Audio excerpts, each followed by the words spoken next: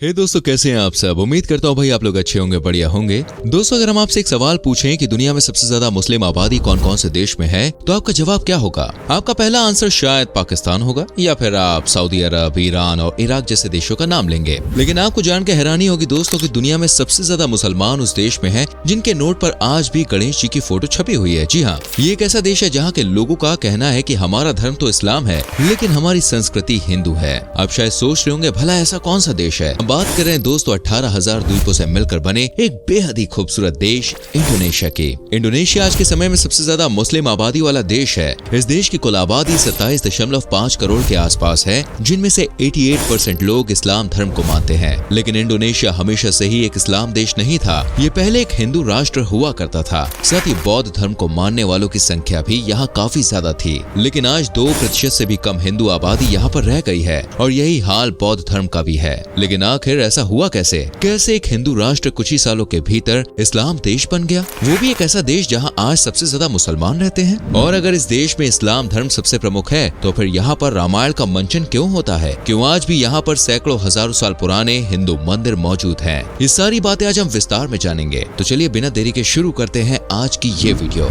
दोस्तों, अगर हम दुनिया के मुसलमान आबादी वाले देशों पर नजर डालें, तो उन देशों को इस्लाम में परिवर्तित किया गया है। कुछ राजनीतिक और धार्मिक स्ट्रेटेजी के जरिए, तो कई जगह पर धर्म के विस्तारण के जरिए, वहीं कुछ जगह पर डर पैदा करके लोगों को इस्लाम में परिवर्तित किया गया है। तो कुछ ऐसे भी देश है जहां अरब लोगों द्वारा इस्लाम धर्म को इंट्रोड्यूस किया गया है। लेकिन इंडोनेशिया की कहानी इन सबसे अलग है। 14वीं शताब्दी तक इंडोनेशिया में हिंदू और बौद्ध धर्म के अनुयायी ही मौजूद थे। इस देश में धर्म की शुरुआत कैसे हुई, इसके लिए इतिहास में थोड़ा और पीछे जाना होगा। इंडोनेशिया में हिंदू धर्म पिछले हजारों सालों से चला आ रहा है। यहाँ के लोग रामायण से काफी प्रभावित हैं। कुछ इतिहासकारों और इंडोनेशिया के लोगों का तो ये भी मानना है कि भगवान राम का जन्म इंडोनेशिया में ही हुआ था। खैर, भगवान राम का जन्म कहाँ पर हुआ वो दूसरा विषय है। अशोक सम्राट ने जब अपने अंतिम समय में बौद्ध धर्म अपनाया, तो उनसे प्रभावित होकर हजारों लाखों लोग बौद्ध धर्म में परिवर्तित हो गए। इसके बाद भारत में तेजी से बौद्ध धर्म फैलने लगा। वहीं 100 से 200 ईस्वी के दौरान भारत के कुछ बौद्ध संत इंडोनेशिया गए और इंडोनेशिया में बौद्ध धर्म का प्रचार प्रसार करना शुरू किया। 7वीं शताब्दी तक इंडोनेशिया में बौद्ध धर्म का जमकर प्रचार किया गया। लोग इस धर्म से काफी प्रभावित भी हुए।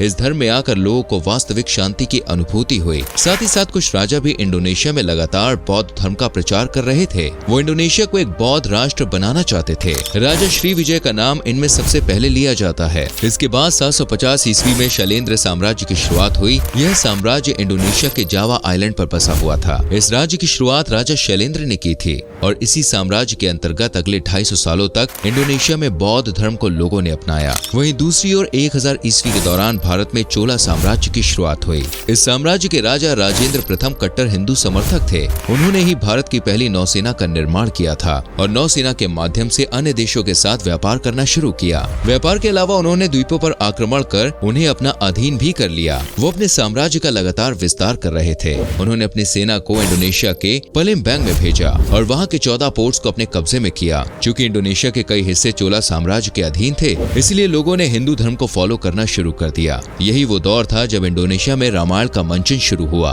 कठपुतलियों का खेल इंडोनेशिया की संस्कृति का एक प्रमुख हिस्सा बन गया था। इसी के जरिए वहाँ पर लोगों को रामायण के किरदारों के बारे में जानकारी दी जाती थी। 13वीं से 16वीं शताब्दी तक इंडोनेशिया में मजापहित साम्राज्य के दौरान हिंदू धर्म का विस्तार होता रहा। अनेकों मंदिर यहाँ पर बनाए गए। इनमें से ज्यादातर मंदिर आज भी विद्यमान है, और उन्हें कोई भी नुकसान नहीं पहुँचाया गया है, फिर वो मुस्लिम बस्तियों के बीच में ही क्यों न बसे हुए हों। मजापहित साम्राज्य के दौरान इंडोनेशिया में सती प्रथा की शुरुआत की गई। यहाँ के लोगों के बीच जात पात और ऊंच नीच का भेदभाव शुरू हो गया, जो हिंदू धर्म में सदियों से चला आ रहा था। नीची जाति वाले लोगों को तो राजा की ओर से बिल्कुल भी सुविधाएं नहीं दी जाती थी। इसी वजह से कुछ लोगों का हिंदू धर्म पे से विश्वास उठना शुरू हो गया। इसी बीच इंडोनेशिया में इस्लाम धर्म ने भी दस्तक दी थी। इस्लाम धर्म की मुख्य शुरुआत अरब देशों से हुई थी। 7वीं शताब्दी के बाद से इस्लाम धर्म पूरी दुनिया में फैलना शुरू हुआ था, और इसकी शुरुआत एशियाई देशों से ही हुई थी। अरब के सूफी संत और इस्लामिक स्कॉलर्स दुनिया के अलग अलग कोनों में जाते और इस्लाम धर्म के बारे में लोगों को बताते थे। असल में अरब के लोग पहले तो ट्रेडर बनकर किसी देश में जाते, लेकिन कुछ समय बाद वो इस्लाम धर्म का प्रचार करने में जुट गए थे।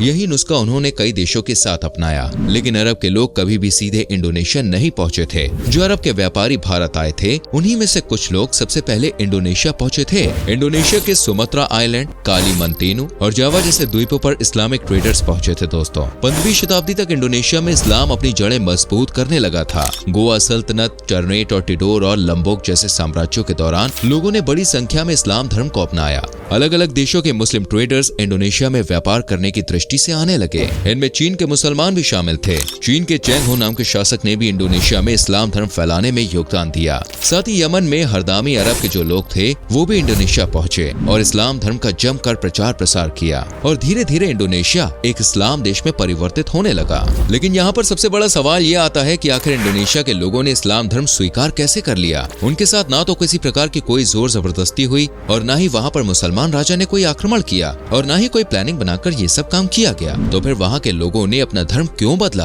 असल में देखिए, इसकी सबसे बड़ी वजह थी गरीबी। जी हाँ, कम सुविधाएं और कोई सुरक्षा ना मिलना। इंडोनेशिया में जो हिंदू और बौद्ध राजा शासन कर रहे थे उनसे लोग पकने लगे थे। वो अपने नागरिकों को किसी भी प्रकार की सुविधाएं नहीं देते थे। कुछ बड़े व्यापारियों को छोड़ दिया जाए तो ज्यादातर लोग गरीबी में ही जीवन यापन करते थे। लेकिन जब उन्होंने इस्लाम धर्म के बारे में पढ़ा और उन्हें समझा तो उन्होंने देखा कि अरब जैसे देशों में कोई भी भेदभाव नहीं है। इस्लाम धर्म में जात पात की ऊंच नीच नहीं है। काले गोरे अमीर गरीब सब एक साथ बैठकर खाना खाते थे। इस चीज से लोग काफी प्रभावित हुए। इस्लामिक स्कॉलर्स ने लोगों को पैगंबर मोहम्मद के बारे में बताना शुरू किया। उनके चमत्कारों के बारे में इंडोनेशिया के लोगों को जानकारी दी। साथ ही मुसलमान ट्रेडर्स ने लोगों को काम दिलाने का लालच दिया। इन सब बातों से यहाँ के लोगों को बौद्ध और हिंदू धर्म के मुकाबले इस्लाम धर्म अच्छा लगने लगा और लोगों ने इस्लाम धर्म कबूल करना शुरू कर दिया। एक और बात, इस्लाम धर्म एक ईश्वर यानी सिर्फ अल्लाह को मानता था। इस बात से भी लोग काफी इम्प्रेस हुए। धीरे धीरे इस्लाम धर्म पूरे देश में फैलता चला गया। आज इंडोनेशिया के नुसंतारा और बाली जैसे कुछ द्वीपों को छोड़ दिया जाए तो हर जगह सिर्फ मुसलमान ही आपको देखने को मिलेंगे। देश के ज्यादातर हिंदू बाली में ही रहते हैं। दोस्तों, आज इंडोनेशिया में भले ही मुस्लिम आबादी बहुसंख्यक है लेकिन ये खुद को एक लोकतांत्रिक देश बताता है। इंडोनेशिया का अपना अलग संविधान है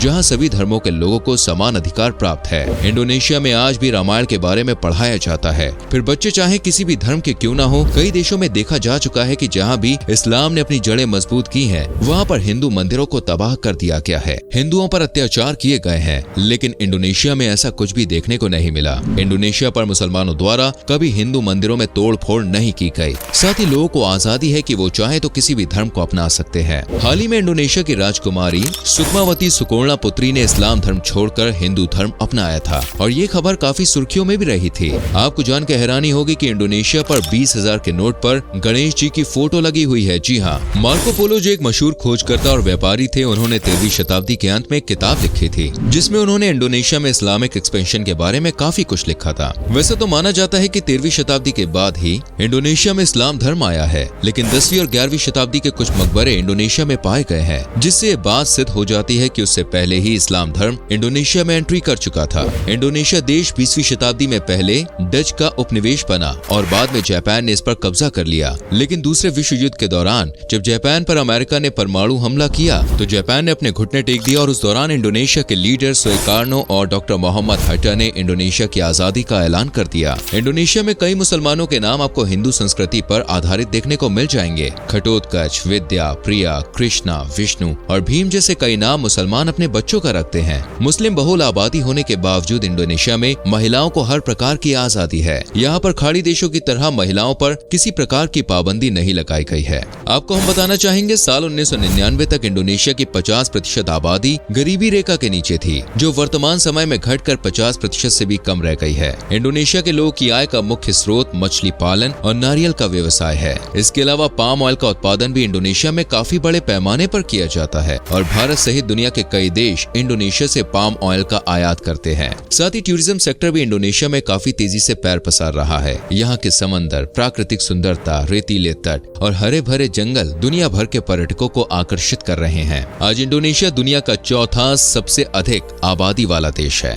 वहीं परचेजिंग पावर पैरिटी के मामले में इंडोनेशिया दुनिया के टॉप 10 देशों में आता है। इंडोनेशिया G20 देशों के समूह में भी शामिल है। इस देश में एक ऐसा फूल खिलता है जिसका वजन 7 किलो होता है। इंडोनेशिया के लोग एक ऐसी कॉफी पीते हैं जो पॉटी से तैयार की जाती है दोस्तों। जी हाँ, साथ ही यहाँ स्नेक वाइन पीने का कल्चर भी है। इंडोनेशिया के कुछ प्रांत में हर साल एक ऐसा त्योहार मनाया जाता है जहाँ शादीशुदा महिलाओं को अनजान पुरुषों के साथ शारीरिक संबंध बनाने होते हैं और यह त्योहार साल में एक बार नहीं बल्कि 7 बार मनाया जाता है। इंडोनेशिया का राष्ट्रीय पक्षी गरुड़ है, जो भगवान विष्णु का वाहन माना जाता है। यहाँ की एयरलाइंस का नाम भी गरुड़ इंडोनेशिया एयरलाइंस है। इंडोनेशिया भारत की तरह ही विभिन्न संस्कृतियों वाला देश है। यहाँ पर 700 से ज्यादा भाषाएं बोली जाती है। इस देश में आज भी 400 से ज्यादा सक्रिय ज्वालामुखी मौजूद है। लेकिन कुल मिलाकर इंडोनेशिया की आज पूरी दुनिया दुनिया में एक अलग पहचान बन गई है। पाकिस्तान, अफगानिस्तान जैसे खराब मुस्लिम देशों की लिस्ट से इंडोनेशिया ने खुद को बहुत दूर दुनिया के अग्रणी देशों में खुद को शामिल किया है। तो दोस्तों, ये थी इंडोनेशिया के एक हिंदू से मुस्लिम राष्ट्र बनने की पूरी कहानी। उम्मीद करते हैं कि आपको ये हमारी वीडियो जरूर पसंद आई होगी। कैसी लगी कमेंट करके लिखिएगा। वीडियो को लाइक और शेयर जरूर करें और आने वाली वीडियोस को देखने के लिए चैनल को सब्सक्राइब करके बेल आइकन प्रेस करें, जिससे आपसे कोई भी वीडियो मिस ना हो। मिलते हैं आपसे अगली वीडियो में। अपना बहुत ख्याल रखें। Bye bye.